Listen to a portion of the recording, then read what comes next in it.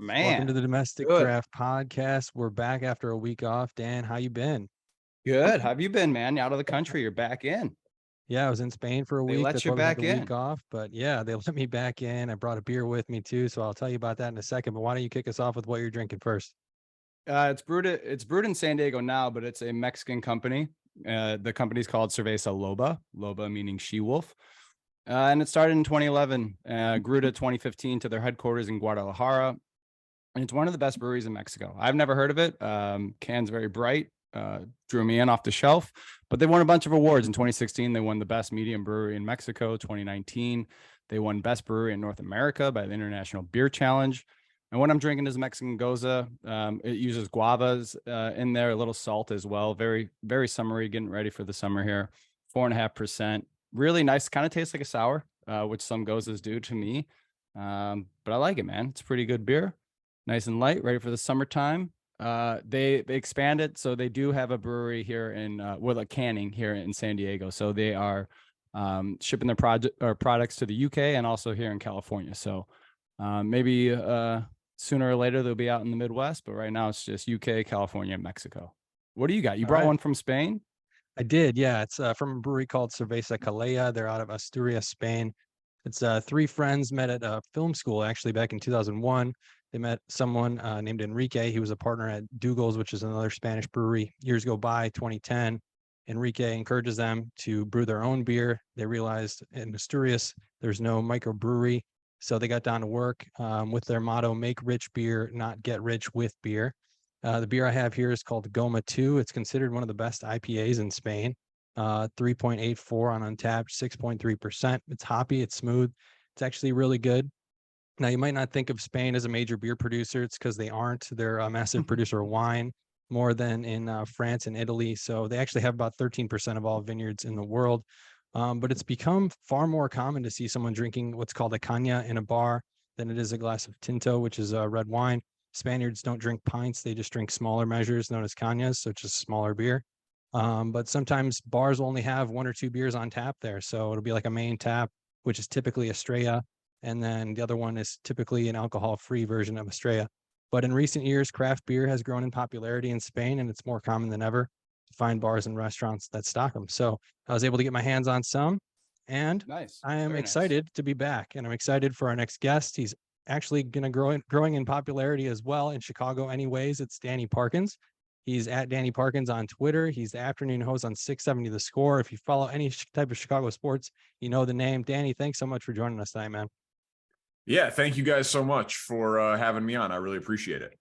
And you brought a beer with you as well? Yeah, I just cracked. You guys told me to have a beer, so I just cracked a Tank 7. Probably my favorite beer, but obviously not like the easiest like sipping drinking beer. I'm not going to polish back 6 or 7 of these bad boys, but I worked in Kansas City for a little over 6 years, which I don't know if we'll get into or whatever, but Sure. my mom's family's from there and met my wife there. We drank Tank 7s on our first date.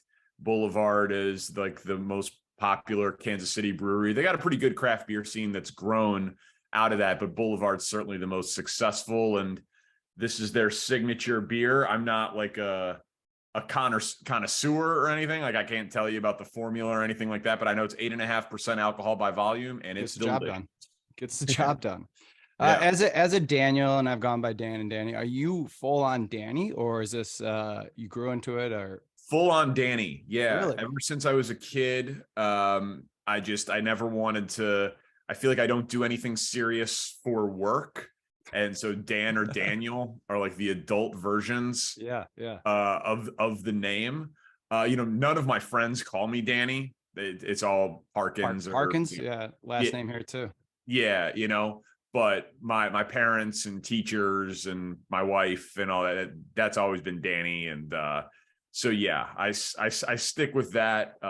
Literally no one in my life calls me Dan or Daniel. Never have. All right. And Danny, I honestly, the adult Danny, like when I see one in the wild, like Danny Duffy was my guy on the Royals.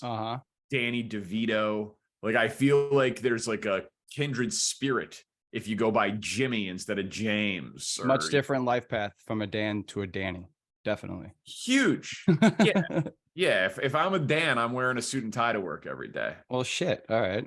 I don't, but maybe I got to change my, go back to Danny. I was Danny as a Change kid. your wardrobe too. Yeah. It's a mindset, man. Shit, man. All right. It's a mindset. Well, okay. Now my life's upside down. But I saw you went to Syracuse, and I saw the years in which you went to Syracuse and you covered sports there. So my question, and I'm obsessed with NBA and basketball in general. Would you still have drafted Johnny Flynn 6 over Steph Curry at 7?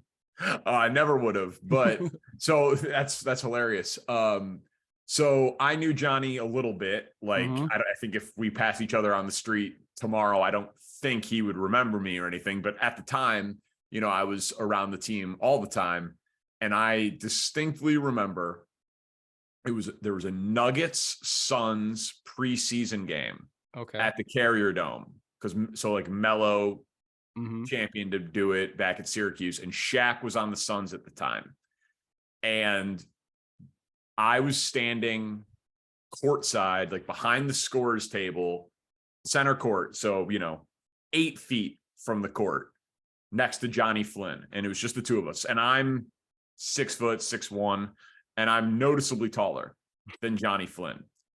And now I don't have a 44-inch vertical leap, but regardless.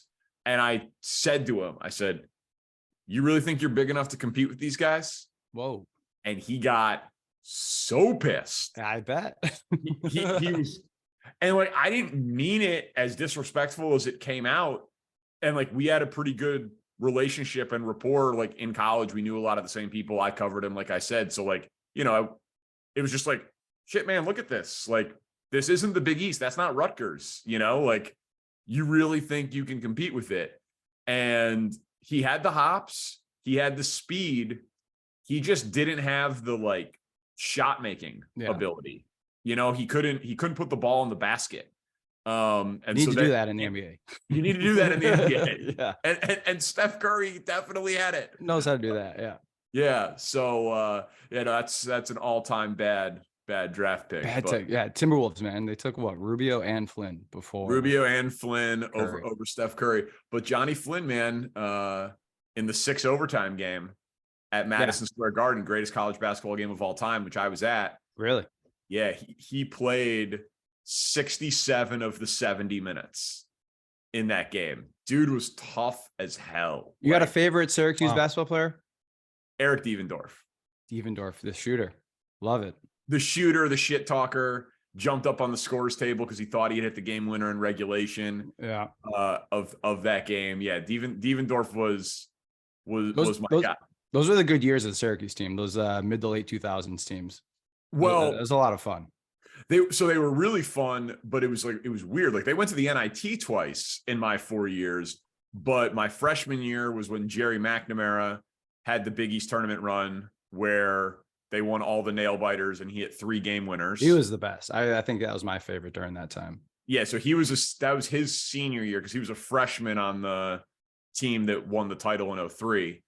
And then my senior year, again, the team wasn't that good, but they made the Big East tournament run and had the 6 overtime game. So, and then I was there for Wesley Johnson. I don't know if you remember him. Yeah. But yeah, so had its moments. No great team, but 2 like all-time games, Big East tournament and conference tournament runs. And that was when the Big East was 16 teams. Yeah. So Jim Calhoun was there, Pitino was there, Bob Huggins was there, Boeheim was there. Like that was like the height of the Big East before it all blew up. Yeah. Man, so you've been in radio for close to 15 years, I think now. Curious if that was always your goal from the beginning, going to Syracuse. You mentioned some Kansas City roots. How did you land in Chicago and ultimately at 670 The Score? Yeah. So, I mean, like the very truncated version of the story is, like if you count high school radio, it's been about 20 years. So high school radio? Yeah. So really? my height. So I grew up in the North. So I was born in the city. Then my parents moved to the North Shore, the northern suburbs, when I was before I started 3rd grade. So I went to this high school called New Trier, which is a fairly well-known Chicago area and nationally known public high school. A lot of wealthy people in the suburbs and the north side of Chicago. So very, very, very good public high school that a lot of people want to go to. And it's huge. Like I graduated with 960 people, and my two younger sisters had bigger graduating classes than I had. But with all of those people and all of that money, with your property tax dollars comes college-like opportunities. Yeah, it's nice. And so we had a high school radio station that actually had like 50 watts and broadcast within like 5 miles around the school. Damn. So when I had back surgery, had spinal fusion surgery, and had to stop playing like intramural basketball and the golf team and whatever, a dude in my chemistry class said, you should come up to the radio station. It's on the 5th floor. We broadcast all the games. And I was like, I didn't even know we had a 5th floor. And I went up there, and the first thing I ever did was girls high school volleyball play-by-play. Literally knew nothing about the sport other than I like the sports. Nice. You know? Nice. And by the end of high school, I had hosted a talk show for 2 years. I did play-by-play of football and basketball. I did a radiothon, and I fucking loved it. And so I asked the college counselor, like, hey, if you want to talk about sports on the radio, like, and do broadcasting, where do you go? Mm-hmm. And she gave me the top 10 broadcast journalism schools. I crossed off Northwestern because it was too close to home. I crossed off the schools that I hadn't heard of because I knew I wanted to go somewhere that had big time sports. Missouri had a minimum ACT requirement, and I passed it to get in, and I didn't want to apply to a bunch of places. And so I applied to Mizzou, USC, and Syracuse, and toured all three. And when you go to the student radio station at Syracuse, Mike Tirico and Bob Costas and Marv Albert's pictures are on the wall. Yeah. And I was just like, well, if I can get in here, I'm going. And I got in there, and I went, and I did all of the student media stuff. And then graduated in 2009, was unemployed. The media companies had a hiring freeze after the housing crisis of 2008. Came back to Chicago, lived with friends by Wrigley, played poker, did nothing, smoked a ton of pot. Solid. It was great. Got a job back in Syracuse, making $9 year. Had a gap year basically. Yeah. Got a job back in Syracuse like a year later, literally like as the class younger than me was getting ready to graduate. I was back there with like my tail between my legs, making $9 an hour, producing a show for 2 hours, hosting a show for 2 hours, and getting paid for an extra 2 hours to prep, and lived with 2 random dudes from Craigslist. But the first job's the toughest job because now you're not sending people college tape. You got a show, and it streams, and they don't know how much money you're making. And so I just grinded. And my best friend is Nick Wright, who hosts the show on Fox Sports 1. Oh, right. Okay. And he is from Kansas City, and he was working in Kansas City. And he told me that the guy who was doing the midday show, the 9 a.m. to 11 a.m. show, was going to Dallas. And so I cold called his boss and left him a message. And like 3 or 4 weeks later, he called me back and said he had been listening to the show on the stream, and he hired me. And so, April of 2011, I started in Kansas City. In January of 2017, I started at the Score. And we can get into any details that you want, or if you find this at all interesting. But when I was in Kansas City, I thought that I would be looking for Detroit or Miami or Cleveland or Minneapolis, like somewhere bigger than Kansas City and smaller than Chicago. Right. Yeah. But go up the ladder. But I kept getting promoted in Kansas City. The show went from 2 hours to 4 hours in the middle of the day, then went from middays to afternoons.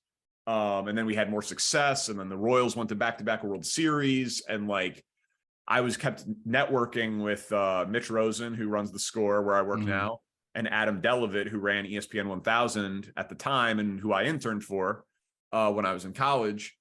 And eventually I just said to them, I was like, guys, like, I'm not saying like now, but like, if I got good enough where you wanted to hire me, would you hire someone from Kansas City, or would I need to prove that I could do it in a city closer in size to Chicago? And they both said, no, it's a pro sport town that has ratings. Like, if we think you're good enough and you have enough success there, we would hire you out of there. Mhm. So I stopped applying and networking because I met a girl and fell in love, and the sports were awesome, and I was happy, and had family there and had friends there. And so after that, I was like, Chicago or national was really the only thing that I was interested in moving on from Kansas City from. And then then Terry Boers retired, and it opened up at the Score, and now I'm here. What do you attribute the success to? I mean, Story. you said you kept getting promoted. Like, what do you think it is about you that people kind of gravitate to? Is it maybe a transparency? Are you just kind of a real person they could relate to you? What do you think it is? I mean, that's not necessarily for me to say, but that's like, I mean, I obviously have my thoughts, right? Like here's what I think it is like, the humble answer is I've gotten lucky. And once you get your foot in the door, as long as you don't fuck it up and prove that you can do it, people want you to do it, because not everybody can do it. Yeah. The not as humble answer is I'm really good at it. There you go. Like I work very hard. I've studied it, and I don't mean like in school. I mean like I study the industry. Like I know who is good at this and who is not.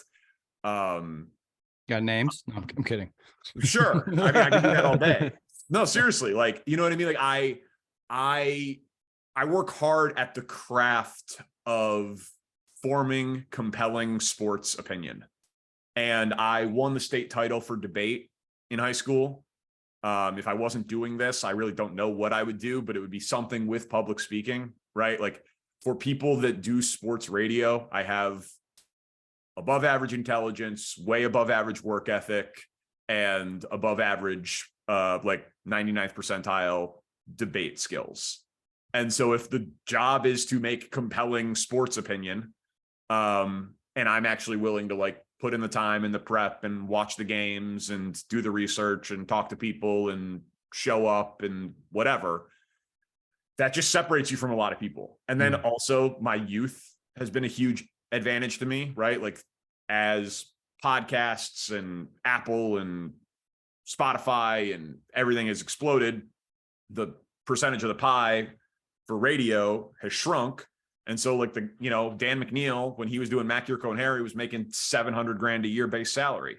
I do not make that. So like that was part of like the luck and the circumstance, right? Like I was young and good and cheap.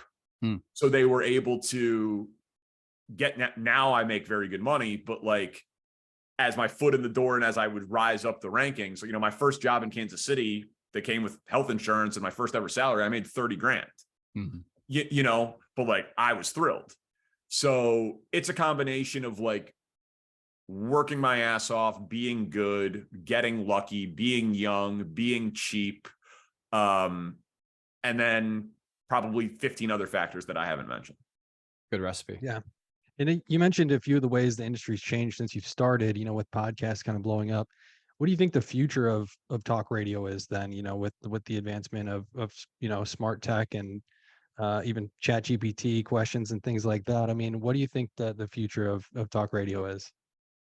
Well, so I mean, I don't know how in the last week there have been news stories about how a lot of car manufacturers are not going to put AM radio in cars. Saw that, yeah. Which is a huge deal, right? A lot of sports talk stations around the country are on FM, but also the truth is I don't really work for a radio station anymore.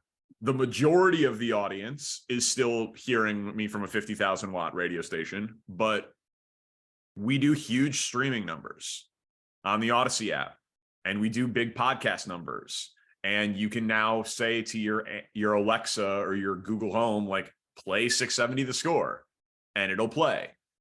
So people watch us on Twitch. Like I don't know that AM radio will be a thing in 5 or 10 or 20 years, but I do know that in crazed sports cities, sports talk will be the last thing to die. Sports talk and news talk, because music is already basically dead, right? People need on-demand music and they know what they want and they don't stand commercials for music. But if the Cubs make a trade at 11:30 in the morning, people want instant reaction to the trade. They don't want to wait for their favorite podcast to record and get it out. Now, podcasts can get it out quicker than ever before, and you can do live streams of podcasts, and that's something that we compete with. But the Score brand will exist. It's been going for 31, going on 32 years. It will, with 100% certainty, exist 31 or 32 years from now. The brand of the Score. Yeah. It just might be a video stream that's a podcast that's I was listening to your show today on my TV through the Twitch app. So I was watching you listen, and I'm in San Diego. So right. We're so in like, the future. So I don't know, right? Like, but like my buddy Andrew Filipponi, who hosts afternoons in Pittsburgh, they're on an FM station. Yeah. The station at Odyssey in Cleveland is FM. The Fan in New York, the most popular, famous sports talk station in the country, went to FM. K-Fan in Minneapolis, maybe the highest rated sports talk station in the country, or Dallas, The Ticket. Those would be the two. They're both on FM. Like a ton of the industry has moved to FM. So like maybe that's the feed. I don't know. But like live local sports talk will always be a thing. I just I don't really consider myself like I'm trained in radio. I know radio, but I'm a sports content person who just happens to be on a radio station. Right. Going through your history and just talk radio in the sports town from Kansas City to Syracuse, Chicago. I'm sure you've had a lot of guests in studio or to talk to as well. Is there anyone that stands out as just almost like a pinch me moment or meeting your heroes, either in studio or over the phone or video or whatnot? Oh man. Yeah. So many, right? Like being a Cubs fan, but not working here in 2016. But starting in 2017, like I was on the field for the banner raising, the first time I met Theo was crazy to me. Like being able to be like, thank you, and he obviously heard it 1,000 times, but like being able to do that on the air and then develop like a good enough working relationship with him where he'll answer my texts, and he donated $5,000 to the Radiothon that I did. Oh, that's awesome. Like, you know what I mean? Like, again, if he came to Chicago, I would not be among the first 200 people he would call to hang out. So I don't want to like dinner. I don't want to overstate what it was, but we formed a professional relationship and mutual respect. Like he texted me when my son was in the NICU. Like he texted me, congratulations about the Radiothon. Like, hey man, you just used your platform to make a difference. How fucking cool is that? Right? Like, awesome. That is an unbelievable thing to me. In Syracuse, Jim Boeheim called into my postgame show. Fucking crazy. Like, just had some things to say. Just had things to say. Like, just like a thin-skinned dude who heard local criticism, but knew me. But then I had him on the show 2 years ago, and he remembered me, and it was like, busting balls and taking credit for my success. Like, nice.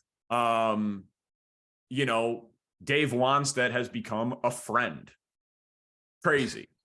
Yeah. Rex Hudler, an absolute crazy person, but like who I crushed on the air the first time I heard him. I'm like, this guy is fake. And then the color analyst for the Royals, and then met him in person, realized it wasn't fake. And I did some emceeing for his charity, and he loves my wife more than me. Like, you know what I mean? So, there's a lot of them, but you get to rub shoulders, Bob Oden, a worst one. Okay. A worst one. The worst one. Worst experience. Yeah. Oh, again, there's a lot. Yeah. Any reoccurring that just like you see him on the agenda or Shane booked him, you're like, this is the fucking guy again? No, because we don't do that. We don't do that. Like, no. we have the fewest guests of any show on the station by far. Like, our thing is like, you've got to be fun and entertaining. Like, I don't want to just like put a writer on for the sake of putting a guest on, and you got to get the show. So like, if it goes horribly, it doesn't happen again. Unless it was like good, entertaining. Bad. Yeah. Yeah. All right, you want to. So yeah, I could give, I'm not ducking the question. I could give you 10 names of people that I hate interviewing, but like, but it's not something that like I lose any sleep over because it just doesn't happen very often. Yeah. Shane's great. He knows what he's doing. We've had him on the show too. Shane is great. Great guy, Shane. I grew up like a block from him, so I've he's known him great. for a long time. He's a good guy. He's, You want to talk about Cubs? Yeah. I'll Let's get talk into some about Cubs whatever chatter. you guys want. I'm rambling. I'm giving long answers. No, It's all good. No, you're Talk good. about- Yeah. I want to get your takes on the Cubs. I mean, we could hear it every day from you, but I want to hear on this show your take on the Cubs specifically in this moment. The last 30 days, they've been one of the worst teams in the MLB outside of the A's, who are, effectively tanking. What do they need to do here? There's a lot of people calling for David Ross's head. I don't know that that's the answer. You got a couple really bright spots. Morel, Justin Steele's been fantastic, potential Cy Young candidate, but there's been some disappointments. The bullpen's been bad. There's been terrible situational hitting. The rest of the rotation, I would say, is kind of up in the air outside of Steele. What do you think's the biggest, the biggest area of concern for you? So like, I feel like that I was in the bottom 5 or 10 percentile of people coming into the year with my expectations for the team. Yeah. So I'm not, and like, I get a ton of shit wrong. So this isn't like a brag, but like, I'm not terribly surprised by this. Like, I thought that they made some aggressive moves in free agency, but still lacked star power, and they were a year away. They were like another aggressive offseason plus the promotion of their top prospects away from really competing. And admittedly, sometimes I defer maybe a little too much to the odds makers in Vegas, but like, they were supposed to be a 77 win team. And they started 12-8. And people were like, this team's so good. And they kicked the shit out of Oakland.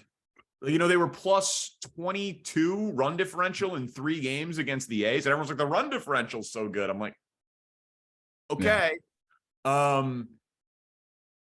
The David Ross stuff is ridiculous because a manager is only as good as the options that he has. And as you noted, the bullpen's been terrible. Like Leiter's been good. Alzolay until the last outing has been good. Literally everyone else has been bad. That's not enough. Yeah. I would disagree with you slightly. Like Stroman, very good. Smiley, I would say, has been the best possible version of what Drew Smiley can be. And Steele's been incredible. But Wisniewski, bad, demoted. Tyone, horrifying. So like 60% of your rotation has been very, very good. 40% has been very, very bad. Bullpen has been very, very bad. And then, as you mentioned, situational hitting has been bad. And like injuries aren't an excuse, it's a reality. Seiya started the year hurt. Yeah. They didn't start the year with Morel. Then Nico got hurt. They haven't had like the Cody's down right now. Oh, right. Bellinger's down right now. They haven't had the Nico, Dansby, Happ, Seiya, Morel, Bellinger top 6 for a single game. Yeah.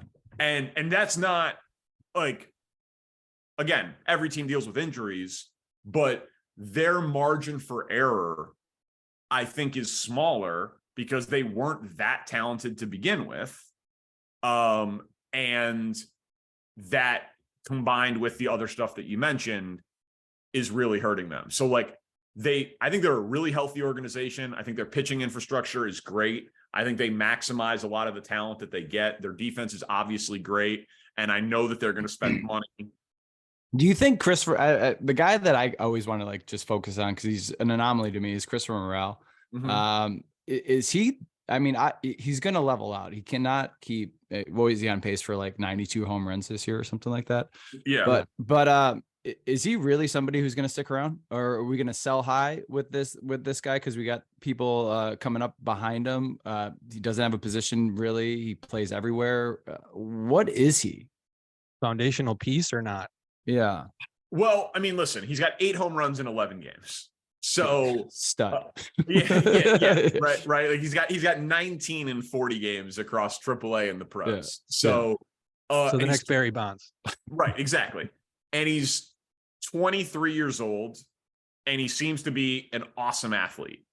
So baseball's really hard, but like the hard part is the pitching and the hitting. Like Yeah. if you're an awesome athlete, you can be a league average defensive player. And if you're this good of a hitter, you can be the fucking DH. So I think they're gonna certainly excuse me, let it play out for this year. And then kind of reassess. Yeah. I think that Seiya and Hap are locked in.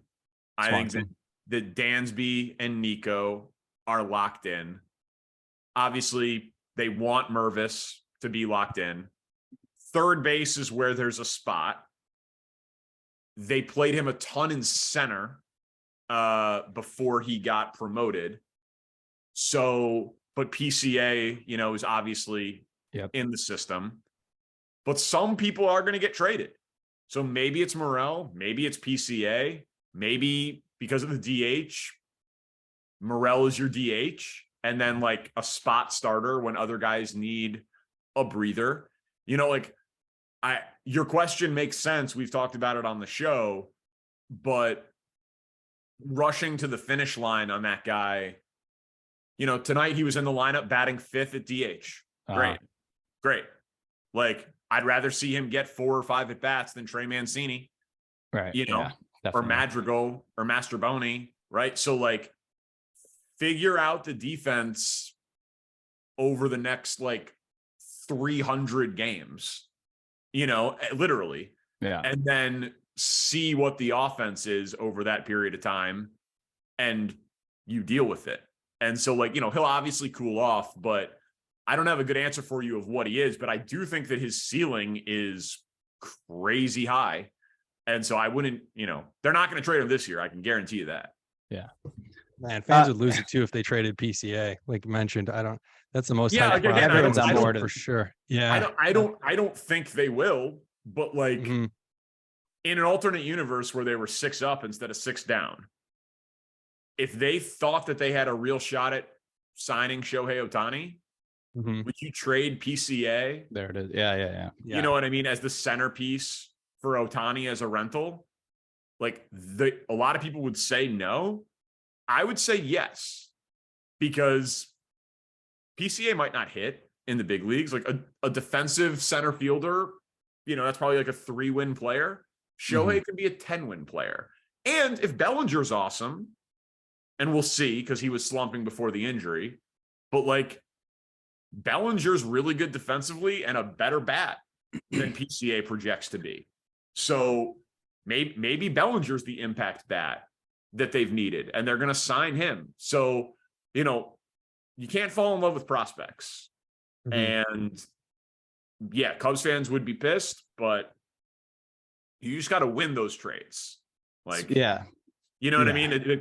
Prospects get traded. Will Myers got traded. Gleyber Torres got traded. Like, very, very highly rated prospects in the history of the sport have been traded. Hell, Fernando Tatis Jr. was traded, right? Sometimes it doesn't work, but you can't be afraid to do it if you get a stud known commodity in return. Sure. Right, shift in sports, but another trade that was back in Chicago's history was trading Jimmy Butler for Zach LaVine and picks. Yeah. Obviously, I think every Bulls fan right now is like, we should have never done that. We should have waited on this talent, make it back to the morale, right? Wait on that talent, see what you really have. But Jimmy Butler is fucking fantastic right now. This is like must watch TV. I think he's playing right now, so I'm going to watch the second half when we're done here. But I have it on right now. What do you think of this guy right now and this run that he's on? And would he have been able to do this if he stayed around with the Bulls, or would they not have given the culture or the pieces around him to be successful? Yeah, well, I mean, 2 things. No, right? We emphatically no. Yeah. Emphatically no, because the 3 alphas didn't do it. Well, yeah. And just like the worst thing about the Garpax regime, it wasn't talent evaluation. They they drafted solid drafting second rounders they that always drafted played. really good players. They just had a like ego was their sin. They didn't like how empowered Tibbs was. And so they ran off Ron Adams, Tibbs's top lieutenant and assistant. Yeah. And where did Ron Adams go? Golden State. To the fucking Warriors. Yeah. And he ran the defense for the modern dynasty of the NBA. You know what I mean? Like they couldn't handle the difference of opinion from like what Tibbs was to what they were. And I maintain that like Jimmy Butler isn't Jimmy Butler if not for Tibbs. Joakim Noah is not Joakim Noah if not for Tibbs. Like Derrick Rose obviously was a superstar talent, but like those guys who like Taj Gibson, yeah, Taj Gibson, another one, not him if not for Tibbs. Like Tibbs was the player development because of grinding and work and practice and being insane and all that stuff, and they couldn't handle it. And Jimmy and Tibbs are cut from the same crazy cloth. Yeah. And so it didn't work here. And it wasn't ever going to work here because they were never going to empower Tibbs in that way. And Jimmy also is a bit of an a-hole. Oh. Like it didn't work in Minnesota and it didn't work in Philly. You know, so like the Bulls are not an outlier there. And the truth is the talent they got for the Jimmy trade is pretty good. Like Zach LaVine, a multi-time all-star who signed a max contract, like whatever you think of the guy, plenty of times teams have traded all-star caliber players because they weren't going to work there. And you don't get a multi-time all-star who signs a max contract in return. And you got the rights to draft Lauri Markkanen, who was just the most improved player of the NBA. Yeah. Like they were, again, right on the talent, but not the fit for the player to maximize his thing. So like, you know, sometimes you break up and your ex ends up having a really happy, healthy relationship. And you're like, well, shit, someone was able to make him happy. It just wasn't me. Yeah. You know? So I don't think it would have happened here because a lot of people have been saying that. And Bulls fans were ready to be done with Jimmy. And I applauded the trade too. But the reason I applauded the trade wasn't because I didn't think that Jimmy was good. It was there was no scenario in which Reinsdorf was going to fire Pax. Like it wasn't like Jimmy or Pax, one's got to go. Bulls fans would have sided with Jimmy in that scenario. It was Pax isn't going anywhere. So what do you do with Jimmy? Well, shit, I guess he's got to go. Yeah. You know what I mean? Like that was the choice at the time. So it's a return. And then Jimmy Butler for what he's doing now. If I was Adam Silver, I'd be mortified. And I think he is. Like they have a problem. The regular season in the NBA is something that I have defended in the past as like it's a good entertainment product. It's fun to go to a game. It's over in 2 hours and 10 minutes and you see the best athletes in the world. Not giving the best effort. But now it's so clear that it is such a different product in the postseason. Yeah. Regular season ratings were down. All-Star game ratings were down. Playoff ratings are up massively. Like the product is awesome. The talent is awesome. But they like the Heat were in the play-in and were down 10 to the Bulls. The Bulls, yeah. They're the 8th seed. The Lakers were the 7th seed. Like they've got a regular season problem. And I think they know it. And I think they're working on it. But it with like the mid-season tournament. Yeah. And they made the minimum starting next year. Like you can't be MVP or all NBA unless you play like 65 amount of games. More. You know, so like I think they know it and I think they're working on it. But like Jimmy Butler and Kawhi Leonard are like the two poster child for the shit's just different in the playoffs. And all the respect in the world to both of them. Like what he's able to do is incredible. It's insane. But I'd like think about it as more of like a macro issue for the league. Like it's the regular season product is now like impossible to defend based on how good the playoffs are. And I love the NBA. Yeah. Like it pains me to say it. as someone that would love. Yeah, to I'm talk usually about. defending it too. I'm usually like, well, you're just not watching the games, or but And, you're and like you're, and like you're right. on a given night, it can still be great if a Yeah. team is pissed off because of some trash talk, or like I was at at Bulls Warriors a couple years ago when Klay Thompson set the single game 3-point record. Like, these guys have pride, they have ego. Like, if they're playing, they are trying to win. But like, the stakes of wins and losses, home court advantage, Yeah. that shit just, I mean, the Lakers changed their entire team Yeah. in the middle of the year and made it to the Western Conference Finals, so it's very, very hard to say that a regular season game means something as anything more than an entertainment product. And that's not good. Yeah. Should they close it out tonight? Do you think they're going to run into a brick wall in the Nuggets and Jokic, or what do you think is going to happen there? Who are you putting I your mean, money on? listen, I think the Nuggets are better. I've been picking against Miami wrong. I mean, I've made money back on them this series, thank God. But yeah, I like Nuggets in 5 would be my pick. Denver's That crazy. that just feels very disrespectful. Spoelstra is amazing. Jimmy's amazing.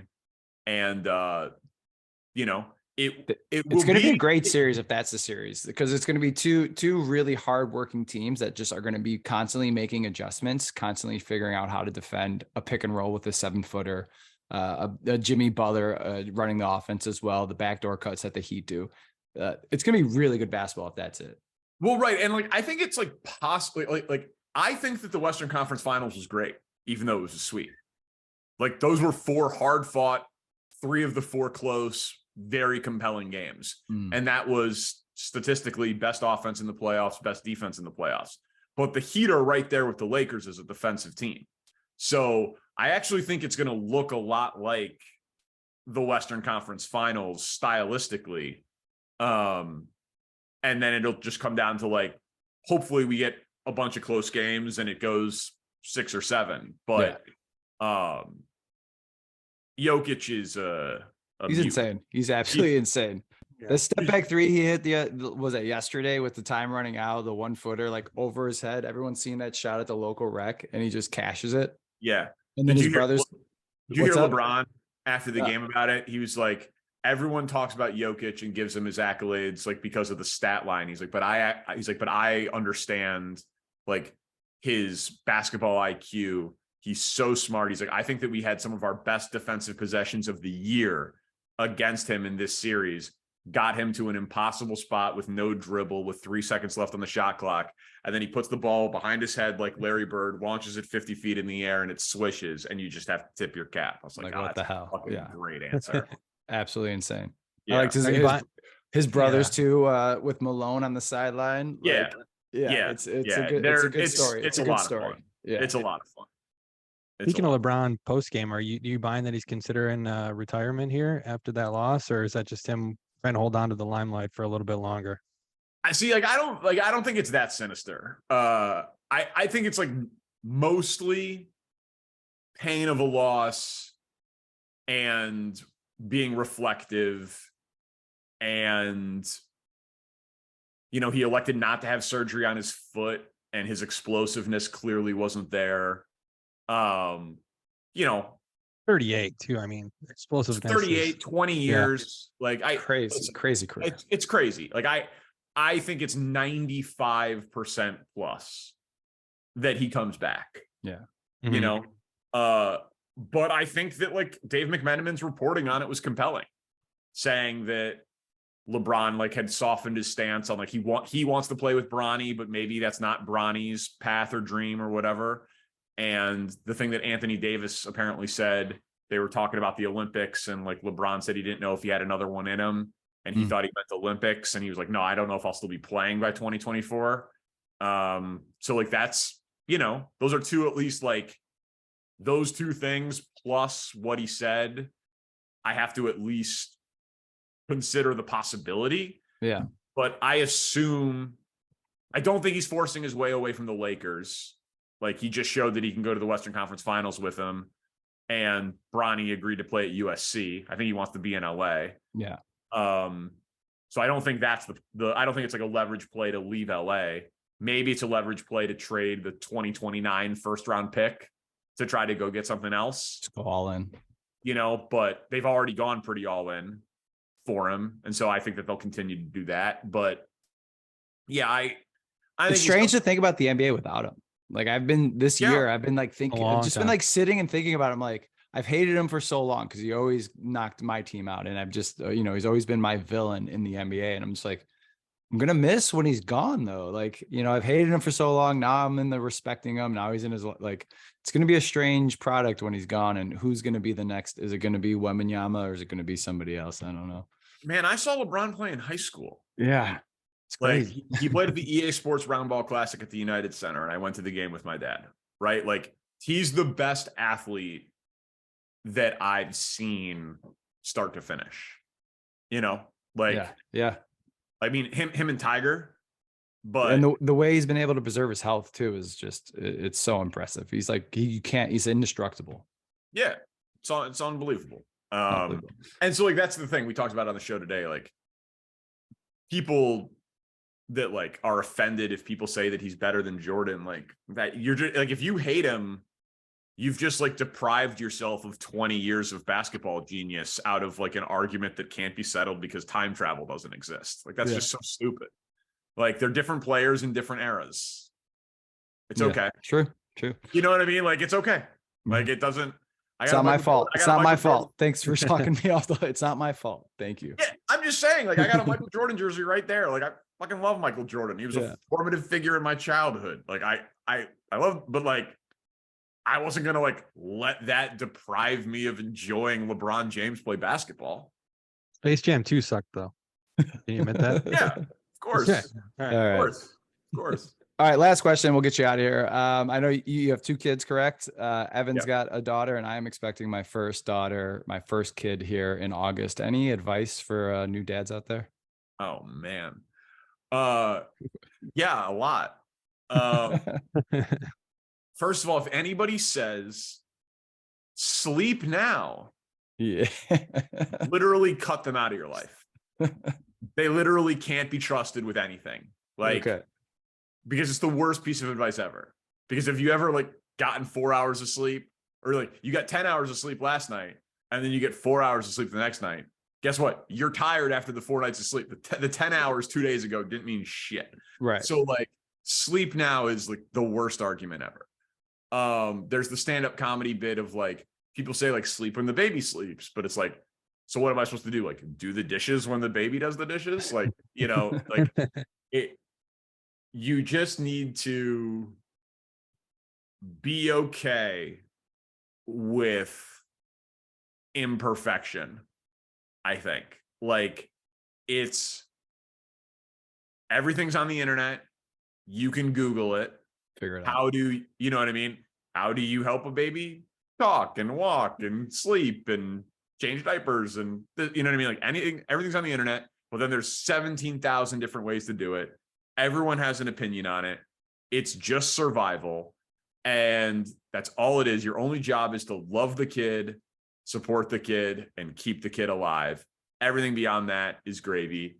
And then one practical piece of advice: babies aren't that hard.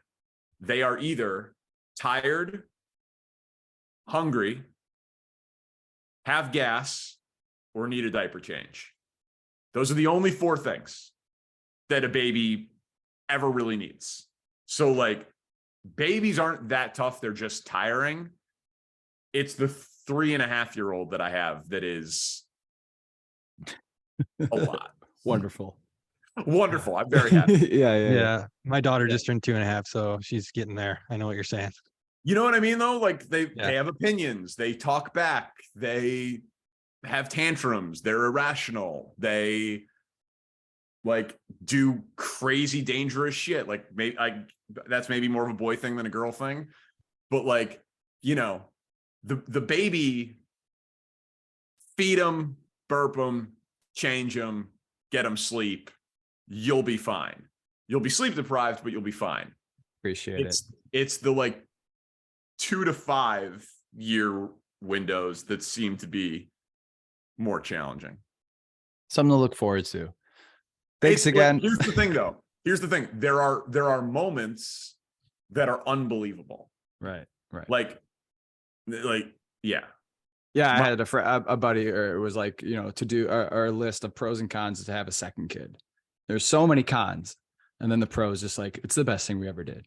So it's just like, just okay. We did the second kid. We wanted him to have a sibling. It's really fun that they'll grow up with boys, like with like a brother so close in age. Yeah. Yeah, like my little boy wants to go to the driving range with me. How fucking great is that? The best. How great is that? Like, and then he'll hit like 6 balls, 15 feet, kind of, and then just like sit there and watch me, and then I'll hit a ball, and he'll be like, "Watch this kid." That's sure so far, and it's just the greatest. Yeah. So like, yeah, he's a complete pain in the ass, but I love him. Danny Parkins, thanks so much for being on the show. Everyone, go ahead and give him a follow on Twitter at Danny Parkins. He's the host of 670 The Score. Anything that you need anyone to be aware of, or anything they need to know about you? All good? No, this was great. Thanks for having me on. Yeah, listen to the show, subscribe to the podcast, Parkins and Spiegel, 2 to 6, Odyssey app, and The Score. And yeah, appreciate you guys. Thanks a lot, Danny. Thanks. Thanks again to our guest, Danny Parkins. Again, you can find him on Twitter at Danny Parkins. He's the afternoon host on 670 The Score. Really, really informative. And I love talking to Danny. I feel like he had a lot of good opinions on the Cubs struggles and, the upcoming NBA finals. It's cool talking really to somebody to that really cool talking to somebody that you listen to.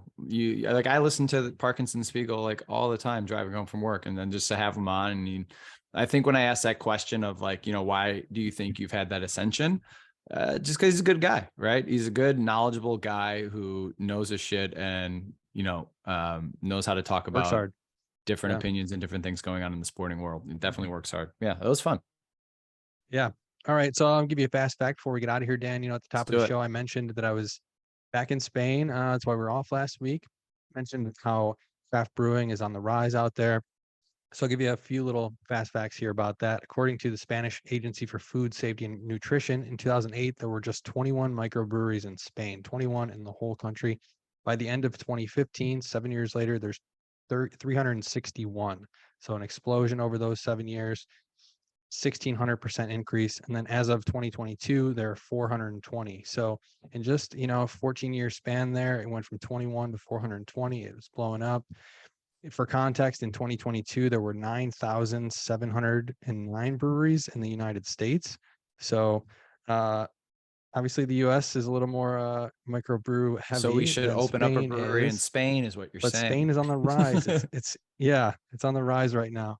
But although it is on the rise, only 1 in every 200 beers produced in Spain is currently a craft beer. So again, it's on the rise, but it's very much at the beginning of their journey. So cool little Spain facts from my trip out there. Thanks again to our guest. Yeah, thanks again to our guest, Danny Parkins, for joining us today. For Dan Sloak, I'm Evan Bierman. You've been listening to the Domestic Draft Podcast. If you're listening on Spotify, don't forget to rate the show. You can find us on Twitter at Domestic Draft. Our Instagram is Domestic Draft Podcast. Our website is domesticdraft.com. And you can watch the show on YouTube. Just search up Domestic Draft and drop us a sub.